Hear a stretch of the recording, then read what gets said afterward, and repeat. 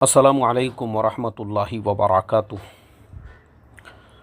बिस्मिल्लाहिर्रहमानिर्रहीम नहमदुहु व नुसल्ली अला रसूलिहिल करीम व अला आलिहि व अस्हाबिहि अजमईन अम्मा बाद। मोहतरम भाइयों, बुजुर्गों, दोस्तों, फ़जर की नमाज़ के बाद मैं अपनी जानमाज़ पे बैठा हुआ था तस्बीहात पढ़ते हुए।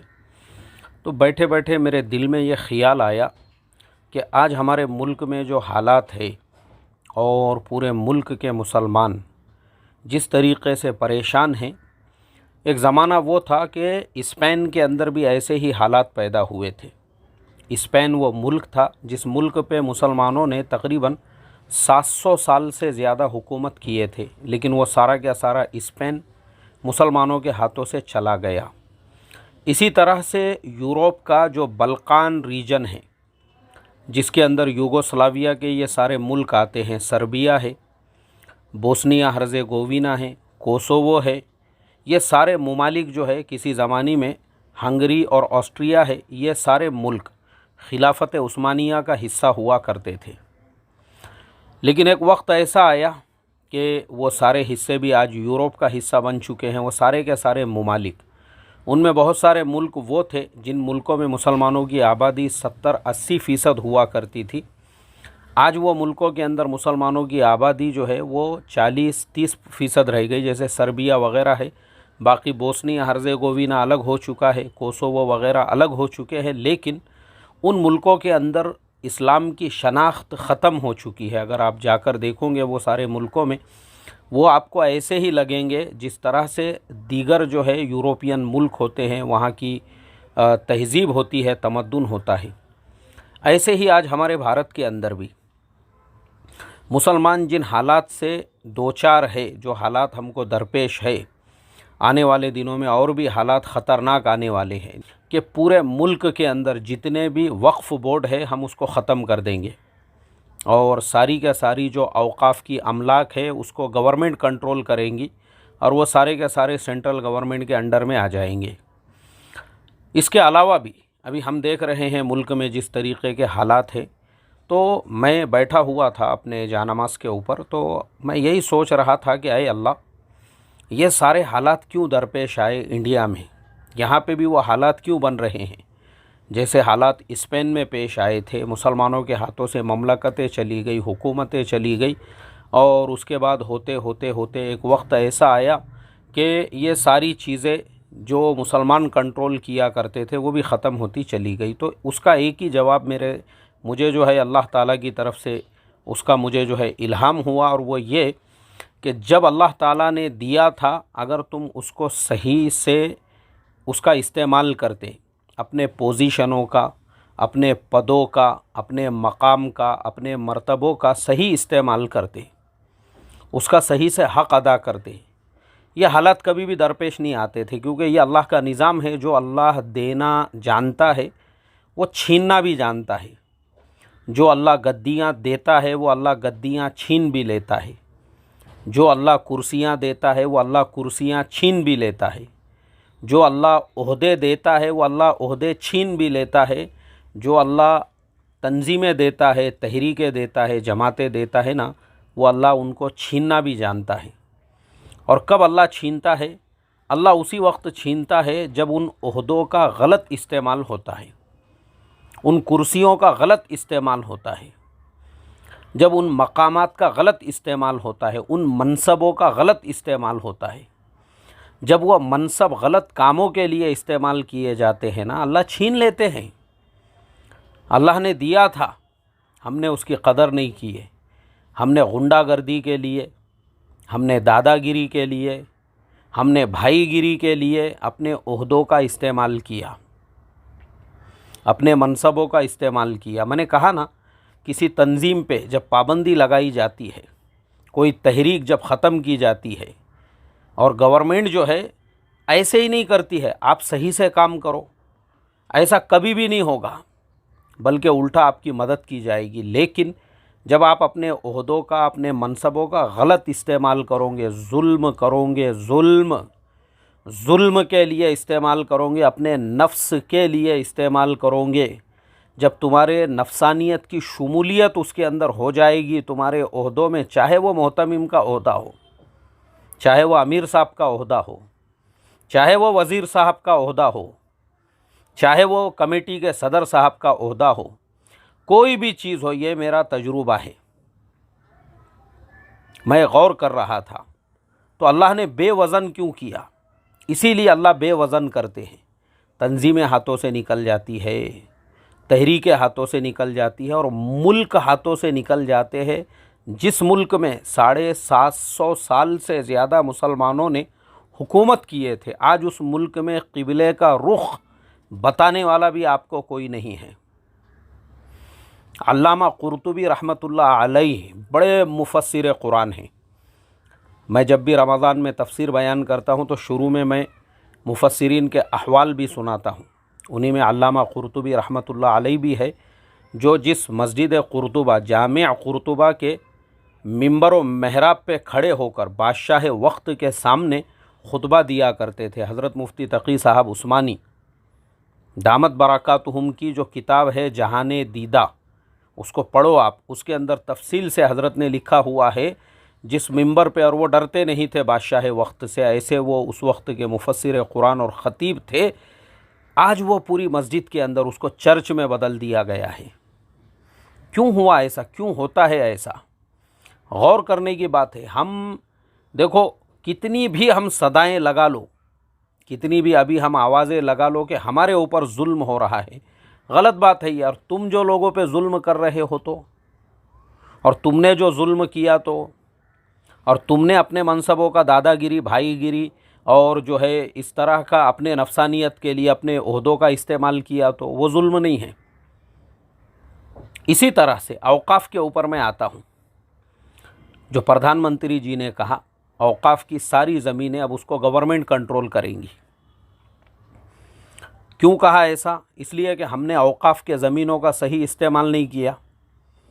मुझे बताओ ना आप, मेरा सवाल है आप लोगों से। मैं हमेशा कहता हूँ, आप इंडिया के किसी भी शहर में रहते हो, किसी भी शहर में, कोई भी शहर हो जाओ, आप जिस भी शहर में रहते होंगे, आप खामोशी के साथ सिर्फ ये नीयत से कि आज मैं चेक करता हूँ हमारी जो औकाफ़ की ज़मीनें हैं वो महफूज है या नहीं है, खाली एक चक्कर मारो आप मोटरसाइकिल के ऊपर। आपके शहर में जितने पुराने कब्रिस्तान होंगे उन कब्रिस्तानों को देखो जाकर, पुरानी जितनी भी प्रॉपर्टीज़ होंगी उनको देखकर जा, खाली राउंड मार के आओ आप, तो आपको पता चलेगा कि औकाफ़ की जो ज़मीनें हैं या तो मुसलमानों ने उनको बेच दिए या तो मुसलमानों का उन पर कब्ज़ा है। अब जैसे एक बड़ा शहर है, मैं उसका नाम नहीं लूँगा, वहाँ की जामे मस्जिद एक अज़ीमुश्शान जामे मस्जिद है। उसके अतराफ़ में बहुत दुकानें हैं, और वो एरिया ऐसा है कि उस एरिया के अंदर जो है ना हीरे जवाहरात और सोने चांदी की सब दुकानें हैं। तो उस एतबार से वो जो मस्जिद की दुकानें हैं, कम से कम मस्जिद की वो एरिया में 400 से 450 दुकानें हैं। वो एक एक दुकान का किराया आज के मार्केट के रेट के हिसाब से कम जो है 50 से 70 हज़ार रुपये होना चाहिए। बाकी तो सोने चांदी वाले तो 1-1 लाख रुपये देते होंगे किराया, मगर मैं नॉर्मल बता रहा हूँ। चलो मस्जिद की प्रॉपर्टी है ना, और पुराने किराएदार है, तो 50 हज़ार रुपये भी अगर हम पकड़ते हैं, 50 हज़ार रुपये भी, तो मस्जिद को हर महीने की 2 करोड़ रुपये की इनकम हो सकती है उन 400 दुकानों से, 4 से 450 दुकानों से। लेकिन मैं आपको बड़े अफसोस के साथ में बताऊं कि वो 4 से 450 जो किराएदार है मस्जिद के जो दुकानों के, वो 150 से 200 रुपये महीना किराया देते हैं मस्जिद को। मुझे बताओ मुसलमानों, मुझे बताओ, तुम्हारी ये हरकतें, तुमने मस्जिदों के घरों पे कब्ज़े कर लिए, हालांकि तुम करोड़ोंपति बन गए, आज भी तुम मस्जिदों के घर छोड़ने को तैयार नहीं है। तुमने मस्जिदों के दुकानों पे कब्ज़े कर लिए और आज तुम करोड़ोंपति बन गए, उन्हीं दुकानों से तरक्की करके तुम्हारी ख़ुद की दुकानें हो गई, तो भी आज तुम वो मस्जिद की प्रॉपर्टी मस्जिद को वापस देने के लिए तैयार नहीं है। मस्जिद की दुकानें मस्जिद को लौटाने तैयार नहीं है। तो जिस मुल्क में मुसलमान मस्जिदों की प्रॉपर्टियों पे कब्ज़े कर लेते हैं और मस्जिदों को बेच भी देते हैं, जैसे मैंने वाक़या सुनाया, मैं और आपको डिटेल में सुना देता हूँ। मौलाना सुहैब साहब कासमी दिल्ली में, अभी जो मैं गया था एक्सटर्नल अफेयर्स मिनिस्ट्री में मेमोरेंडम देने के लिए, और मैं 8-10 दिन था दिल्ली में। उस दरमियान में हमने और भी कई मिनिस्टर्स से और बड़े बड़े जो है वहाँ पर मिनिस्ट्रीज़ में और लीडर्स से मुलाकातें की। उस दरमियान में हज़रत मौलाना सुहैब साहब कासमी मुझे एक जगह पे खाना खाने के लिए लेकर गए इशा के बाद, और एक बड़े आलिम दीन भी उनके साथ थे जिनकी 2 किताबें आप मेरे ऑफिस में जब मैं रिकॉर्डिंग करता हूँ तो मुंतखब अहादीस के ऊपर 2 किताबें रखी हुई है, देखो उसके जो मुसन्निफ़ है वो भी थे साथ में। हम 3 लोग पहुँचे, मौलाना ने एक रेस्टोरेंट में लेकर गए, खाना खाने को बैठे, खाना आ गया। खाने के दरमियान में मौलाना ने ये कहा, क्या आप जानते हैं मैं आपको इस रेस्टोरेंट में क्यों लेकर आया हूँ? मैं बोला नहीं मौलाना, हो सकता है यहाँ का खाना अच्छा होगा, रेस्टोरेंट मशहूर होगा। नहीं, मैं आपको प्रैक्टिकल ये दिखाने के लिए लाया हूँ कि जिस जगह पे आप बैठे हुए हैं, जिस जगह पे, उस जगह पे कभी नमाज होती थी, ये बाजू में मस्जिद है। मस्जिद के ट्रस्ट वालों ने, कमेटी वालों ने जब होटल अच्छी चलने लग गई उस इंसान की, उसने उनसे जब तकाज़ा किया तो उन्होंने इसको आधी मस्जिद, ये जहाँ तुम बैठे ना वहाँ तक नमाज होती थी, बीच में से दीवार मार के इतना हिस्सा उसको दे दिए किराए से। अब उस जगह पे होटल चल रही है, उस जगह पे कारोबार हो रहा है, मस्जिदें बेच दिए बेच हमने। मुझे बताओ ना आप, मेरा सवाल है आप लोगों से, हम ये रोना रो रहे हैं हुकूमत जुल्म कर रही है, हुकूमत का हमारे ऊपर जुल्म है, हुकूमत नए नए कानून ला रही है, वो क्यों ला रही है? ये जो लफ्ज़ क्यों है इस पे आपको गौर करना पड़ेगा। अगर आपके आमाल दुरुस्त होते, आपका ताल्लुक़ अल्लाह की ज़ात से सही होता था और आप जो है ये ख़ियानतें नहीं करते थे जो कब्रस्तानों को बेचने की ख़ियानतें हैं। आधे आधे कब्रस्तान बेच दिए, कब्रस्तानों में पूरी दुकानें बना दिए, मस्जिदों के दुकानों पे कब्ज़े है तो वही पुराना किराया 150 और 200 रुपये चल रहा है। ये ख़ियानतें अगर तुम करोगे ये सोचकर, क्योंकि तुमको तो परमानेंट दुनिया में रहना है, मरना थोड़ी है, मरने का नहीं है भाई। मरने का अगर दिल के अंदर डर होता था, खौफ होता था और ये होता था कि अल्लाह को मुँह दिखाना है, अल्लाह के सामने का यकीन अगर दिल में होता था ना, तो तुम मस्जिद की प्रॉपर्टी पे कब्ज़ा नहीं करते थे। या अगर तुम्हारे किराए में भी वो दुकान रहती थी तो तुम आज के मार्केट रेट के हिसाब से किराया देते थे। मगर तुम्हारे दिल में खौफ नहीं है, डर नहीं है, बल्कि तुमको जो है ना इस चीज़ का, तुम तो ये समझ रहे हो परमानेंट दुनिया में ही रहना है, परमानेंट दुनिया में ही रहना है। तो मुझे बताओ मुसलमानों, जब तुम्हारा मुआमला अल्लाह की ज़ात से ऐसा होगा और तुम उसके मस्जिदों को बेच के खा जाओगे और तुम उन मस्जिदों की प्रॉपर्टियों पे कब्ज़ा करके बैठ जाओगे ना, तब जाके अल्लाह ताला प्राइम मिनिस्टर मोदी के जैसे लोगों को भेजता है उसके अपने मस्जिदों की प्रॉपर्टीज़ की हिफाजत करने के लिए। गवर्नमेंट जो भी कानून ला रही है, एक बात याद रखो, हमको लफ्ज़ क्यों तलाश करना है कि क्यों ला रही है। अल्लाह ने हमको कुर्सियाँ दिया था, हमने गलत इस्तेमाल किए, दादागिरी करते, भाईगिरी करते, गुंडों का इस्तेमाल करते, करो।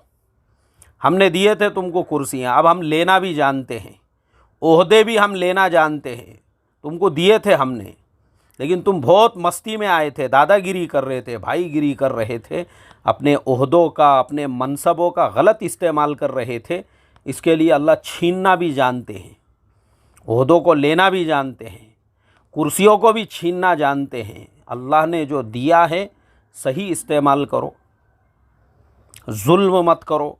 इसीलिए मैं बता रहा हूँ ना, हुकूमतें चली गई 750 साल तक, जिन मुल्कों में हुकूमतें हुई थी, और आज हम यहाँ देख रहे हैं हमारे अपने मुल्क के अंदर भी ये सारे हालात क्यों हैं। अगर मुसलमान सही रहता था ना तो इस मुल्क की आधे से ज़्यादा आबादी जो है वो साहिब ईमान होती थी। आज ये जो आबादियाँ इस्लाम से रुकी हुई है ना, क्योंकि हमको इस्लाम से कोई लेना देना नहीं है, मैं आपको साफ लफ्ज़ों में बोल रहा हूँ, हम तो अपने मसलकों के मुसलमान हैं।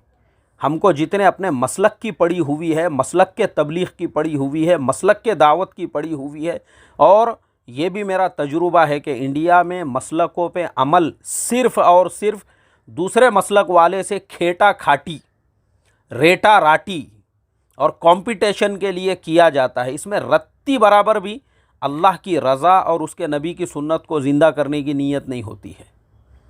100% दिल में यही होता है कि हमको इनकी मुखालिफत करना है, इनको उनकी मुखालिफत करना है, इसके अलावा कुछ ही नहीं है।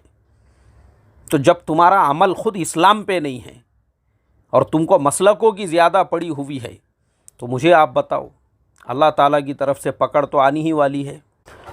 इसलिए आखिर में बस अल्लाह ताला से इतनी दुआ करता हूँ कि अय अल्लाह, तूने हमको ईमान के जैसी इतनी कीमती दौलत अता फ़रमाई है, उसकी कदरदानी करके उसकी दावत दूसरों तक पहुँचाने की, हर अमल में तेरा हुक्म और तेरे नबी का तरीक़ा चेक करने की तौफ़ीक़ अता फ़रमा। और अगर हमने भी मस्जिदों की प्रॉपर्टीज़ पे कब्ज़ा किया हुआ है, कब्रस्तानों की प्रॉपर्टीज़ पे कब्ज़ा किया हुआ है, तो उन्हें वापस लौटाने की और तौबा और इस्तिग़फ़ार करने की मरने से पहले पहले तौफ़ीक़ अता फ़रमा। अस्सलामु अलैकुम व रहमतुल्लाहि व बरकातुहू।